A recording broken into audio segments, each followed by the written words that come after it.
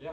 So what I got from a lot of you was that there were actually two like areas. One was I spent a lot of time with them and they were around a lot, and then number two, they were role models who had the characteristics that I looked up to. And so for Adler, it was actually more of the right. I spend more time around individuals, and so for him, it was actually the teacher that he found was very influential because they're in a social setting, and your parents, they don't go into like the social setting to the same extent as maybe a teacher would, because they interact with you when you're amongst your friends.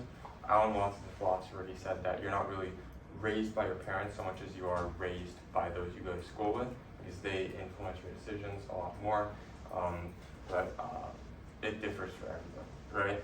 And Adler also, he's a very conscious person, conscientious dude. He said that he favored his dad, but said most people would favor their mom.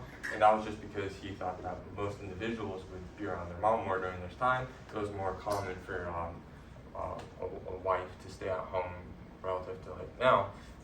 But he spent a lot of time with his dad. So I really find it fascinating, and I really appreciate you guys all sharing. And I love the fact that it's not only, right, just I spend a lot of time with an individual, because that makes a big difference.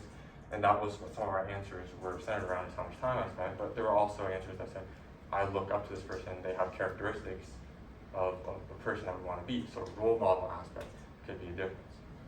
There's a common one of Arnold Schwarzenegger. I played a lot of Yu-Gi-Oh growing up, so I used to work out a lot. I used to have this card, and I used to like work on a basement. And so like that would be for me, right, like a fitness role model, if you want to call it that. But that's different than what we would like look at a normal role model. Yeah, I'm not that big, but that's different from what we would consider like a traditional bodybuilding role model. But it's different based upon like who we spend a lot of time around or what we spend a lot of time around.